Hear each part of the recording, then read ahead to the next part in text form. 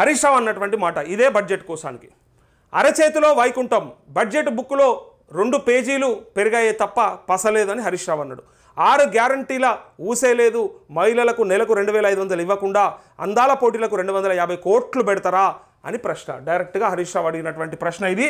6 గ్యారంటీలకు ముచ్చట లేదు, మాట లేదు, మరి ఇంకా దాంట్లో ఉన్నటువంటి మరి 2500 రూపాయలు ఇస్తా అన్న పెన్షన్ ఏదైతే ఉందో మహిళలకి మరి ఆ గ్యారంటీలనే ఉంది కదా, మరి ఎక్కడ పోయింది అని అడుగుతూ ఉన్నారు. ఎక్కడ పోయింది, మరి ఎందుకు ఇవ్వలేదు, కనీసం బడ్జెట్లో ఎందుకు కేటాయింపులు జరపలేదు అని చెప్తూ మరి కనీసం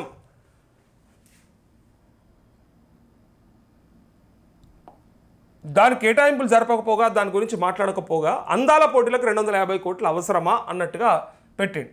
నిన్న ఏమంటారు చూడండి ఒకసారి హరీష్ రావు. మట్టి గారు ఏం చెప్పిందంటే 31,000 కోట్లతో రుణమాఫీ చేస్తున్నామని 2024-25 బడ్జెట్ లో చెప్పారు.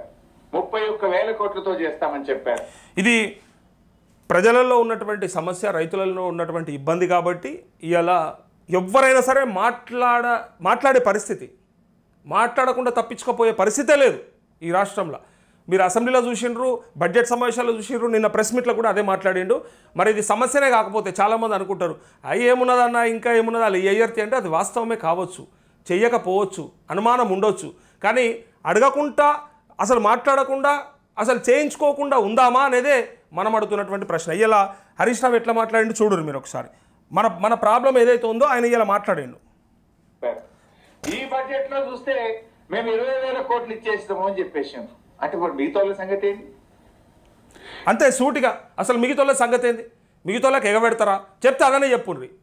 మాకు చేత కాదు, మేము చెయ్యము, మేము ఇంతే అనుకున్నాం, మాకు వాళ్ళే ఓట్లు వేసారు, మీరు అంతా కాదు, మీరు అసలు తెలంగాణ ప్రజలే కాదు, మీకు చెయ్యము అని చెప్పేసి వదిలేస్తే కూడా అందరూ వదిలేస్తారు. ప్రతిపక్షాలు వదిలేస్తాయి, ప్రజలు వదిలేస్తారు, మాలాంటి మీడియా ఛానళ్ళు వదిలేస్తే ఆ తర్వాత ఎవరు మాట్లాడరు. మీకు నచ్చినట్టుగా ఊరేగచ్చుగా, మీకు నచ్చినట్టుగా ఊరేగచ్చు. ఇక చూడండి, ఫర్ ఎగ్జాంపుల్ నా ఒక్క నియోజకవర్గంలోనే రుణమాఫీ అయినోళ్ళు 20,000, సిద్దిపేట నియోజకవర్గంలో రుణమాఫీ కాని రైతులు 22,000, అయినోళ్ళు తక్కువ, రుణమాఫీ కానోళ్ళు ఎక్కువ.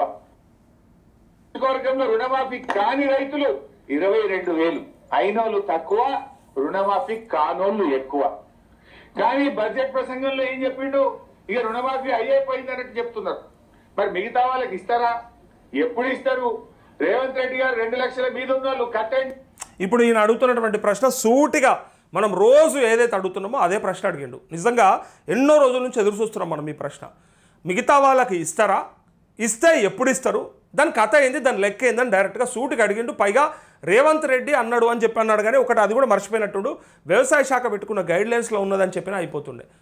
వాళ్ళే చెప్పిండ్రు అఫీషియల్గా ఆ జీవో కాపీలోనే ఉన్నది, 2 లక్షల కంటే పైన ఉన్న వాళ్ళకి కట్టుకోండి మేము ఇస్తామని చెప్పి ఆయన పెట్టినటువంటి ఆ గైడ్లైన్స్లోనే ఉన్నటువంటి ఆ ముచ్చట కూడా ముక్క కూడా చెప్తే బాగుండేది.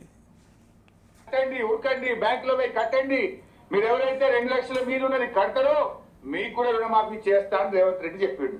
మరి ఆయన మాట ముఖ్యమంత్రిని నమ్మి కడితే ఇవాళ వరకు 2 లక్షల మీద ఉన్న వాళ్ళకైతే లేదు, 2 లక్షలు కరెక్ట్ అడిగండి. ఇక ఇంతకంటే సూటి ప్రశ్న ఇంకోటి లేదు. ఇన్ని రోజులు ఎవరు అడుగుతారా, ఇది ఎవరు చెప్తారా అని చూస్తే ఇలా మనం మాట్లాడే మన మాటలు, మన వీడియోలు నిజంగా చెప్తున్నా కదా చాలామందికి చేరేపటికే ఇలా ప్రతి ఒక్కరు మాట్లాడే పరిస్థితికి వచ్చింది. ఇప్పుడు 2 లక్షల కంటే పైన ఉన్న వారి గురించి ఇప్పటిదాకా మాట్లాడిన వాళ్ళే లేరు.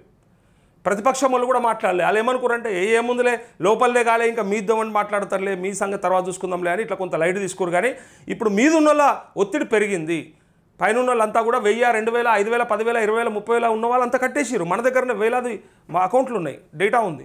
సో అందుకోసమే ఇలా డైరెక్ట్గా హరీష్ రావు లక్షల లోపు ఉన్న వాళ్ళకైతే లేదు. ఇవాళ 2 లక్షల లోపు రుణమాఫీ అయిందని బట్టి గారి ప్రసంగంలో చెప్పారు. ఒక నా నియోజకవర్గంలో 2 లక్షల లోపు ఉన్న 10,150 మందికి ఇప్పటిదాకా రుణమాఫీ కాలే. 2 లక్షల లోపు 10,150 మంది ఉన్నారు.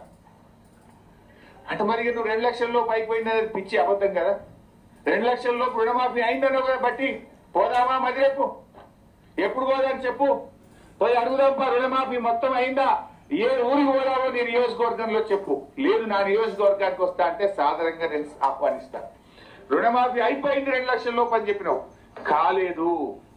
ఇది ప్రజల్ని, రైతుల్ని మోసం చేస్తున్నావు నువ్వు, అది కూడా లేదు. అంటే 2500 మహాలక్ష్మి లేదు. చూసిరా, సూటిగా మనకు ఉన్నటువంటి అనుమానాలు, మన ప్రశ్నలు బరబ్బర్ అడిగిండు. పైన ఉన్న వాళ్ళు కట్టిండ్రు, వాళ్ళకి ఎప్పుడు ఇస్తావు, వాళ్ళకి ఏమైనా ఇచ్చే ఆలోచన ఉందా లేదా, మరి బడ్జెట్లు ఎందుకు పెట్టలేదని అడుగుతూ డైరెక్ట్గా రైతులే తేల్చుకుంటారు, ఇక మీ పని రైతులే మీ భర్తం పడతారని చెప్పాడు. పైగా ఇప్పుడు కనుక అంటే అయిపోయింది అని చెప్పి ఆగం చేశారు కాబట్టి కర్రు కాల్చి వాద పెడతారు, మీ భరతం పడతారు. గ్రామాలలో ఎట్టి పరిస్థితులలో స్థానిక సంస్థల ఎన్నికలలో మీకు అదేంతో చూపిస్తారు రుచి అని ఈయన ఇండైరెక్ట్గా ఇప్పుడే చెప్తా ఉన్నాడు. నేను జగదీష్ రెడ్డి మాట్లాడింది కూడా చూసినాం కదా, మీరు రోడ్ల మీదకి వచ్చేసేయాల్సిందే, ఇక తప్పదు, పరిస్థితి అట్లా అయిపోయిందని ఆయన ఎట్లా చెప్పిండో ఇప్పుడు ఈయన కూడా మరి ఇంత వేలాది మంది రైతులకు నా నియోజకవర్గంలోనే కానప్పుడు రాష్ట్ర వ్యాప్తంగా ఉన్న రైతుల గురించి ఎప్పుడు మాట్లాడతారు, ఎప్పుడు ఇస్తారు, అసలు ఇస్తారా అయ్యారా, మీకు క్లారిటీ ఉందా లేదా, లేకపోతే ఇంతేనా అయిపోయిందని చెప్పి చేతులు దులుపుకుంటే మరి రైతులకు ఎరక నాగలి కర్రతో ఏం చేయాలో అది చేస్తారు, మీకు యాడ సురుకు పెట్టాను సురుకు పెడతారు, దానికోసం ఎదురు చూడరు. ఇక ఇదే రుణమాఫీకి సంబంధించి ఒక చిన్న వార్త వచ్చింది. ఈ వార్త ఏంటిది అనేది అతి త్వరలో ఇది బయటికి వస్తుంది. ఇది తెలవంగానే ఖచ్చితంగా ఇది ఏమైందంటే ఒక 20,000 కోట్ల రూపాయలు విడుదల చేసినామని చెప్పుకోరు కదా, కానీ ఒక 5,000 కోట్ల రూపాయల స్కామ్ జరిగిందట. ఈ స్కామ్లో ఎవడో లేడు, వాళ్ళు గొప్పలు చెప్పుకున్నారు కదా మేము చేసినామని. ఈ విడుదల చేసిన 20,000 కోట్లలో 5,000 కోట్ల రూపాయలు పక్కదారి పట్టించారట. అది ఎవరో కాదు, 2 మంత్రుల కన్సర్న్లో జరిగిందట. మరి 2 మంత్రులు ఎవరు, ఆ దొంగలు ఎవరు, మరి ఇటు బట్టి విక్రమార్క, అటు మరి తుమ్మల నాగేశ్వరరావా, లేకపోతే తుమ్మల నాగేశ్వరరావు ఇటు పొంగులేటియా, లేకపోతే పొంగులేటి ఇటు పొన్నం ప్రభాకరా, మరి ఎవరు? ఏ 2 దొంగలు అత్యుత్సాహంగా మాట్లాడుతున్నారంటే మరి ఇలా పొన్నం ప్రభాకర్ హస్తం ఏమన్నా ఉన్నదా? ఆయన మాటికి చెప్తా ఉన్నాడు కదా, ఇప్పుడు వస్తుంది, అప్పుడు వస్తుంది, రేపు వస్తుంది, మాపు వస్తుంది అని. సో ఆయన ఏమన్నా హస్తం ఉన్నదా ఆయనది ఏమన్నా? ఇలా అన్ని హస్తాలే కదా, హస్తం గుర్తులే కదా, ఎవరి హస్తం అన్న ఉండొచ్చు అందులో. అయితే ఇక్కడ 2 మంత్రుల కన్సర్న్లా ఇదంతా జరిగిందట. అతి త్వరలో అంటే 3వ వ్యక్తికి ఎవరికో 3rd పర్సన్కి తెలిసినాకనే ఇది బయటపడ్డది. సో అతి త్వరలో దీన్ని వార్త బయటికి వస్తుంది పక్కాగా, మీకు విత్ ప్రూఫ్స్తోని బయటికి తీసుకొచ్చే పని ఉన్నదిగా, చూడురిగా ఖచ్చితంగా జరుగుతుంది. ఇది రైతులకు ఇవ్వడానికి చేత కాదు, కానీ రైతులకి మాఫీ చేయడానికి మనసు రాదు, కానీ మీరు మాత్రం దోసుకోవడానికి సిద్ధమైపోయారు. ఇప్పుడు మిమ్మల్ని ఏమనాలో చెప్పుండ్రి, అయిపోయిందని ఇటు ఎగబెట్టి మీరు మాత్రం దోసుకొని ఇక మళ్ళీ జీవితంలో ఎప్పుడూ అధికారంలోకి రాము, వచ్చినా మళ్ళీ మేము ఉండము అనుకొని ఇప్పుడే ముల్లెలు చదువుకుంటారు చూడు. ఇక చూడురు, ఇక వీళ్ళ భరతం ఎవడ పట్టాలో చెప్పండి. ఇదైతే పక్కా సమాచారం. అది గతంలోనే మనం వెలుగు పత్రికలను చదివినాం. 13,000 కోట్ల రూపాయల స్కామ్ జరుగుతూ ఉన్నది. ఇలా కొన్ని దొంగ అకౌంట్లకి డబ్బులు మల్లుతూ ఉన్నాయి అని చెప్పి ఇంతకుముందు ఎట్లయితే ఏదో వచ్చిందో దాని కంటిన్యూషన్గానే ఈ 5,000 కోట్ల రూపాయలు 2 మంత్రులట. మరి ఆ మంత్రులు ఎవరు? అందుకే రేవంత్ రెడ్డి నోట్లకించి ఒక 2 మంత్రులను తొలగిస్తే పాలన కొనసాగించినట్ట, మంచిగున్నట్ట అని అన్నాడు చూడు. ఇదంతా కూడా సింక్ అవుతూ ఉంది. సో అతి త్వరలో ఆ రిజల్ట్ ఏందో బయటకు వచ్చేస్తుంది, మీరు చూస్తారు కూడా ఖచ్చితంగా.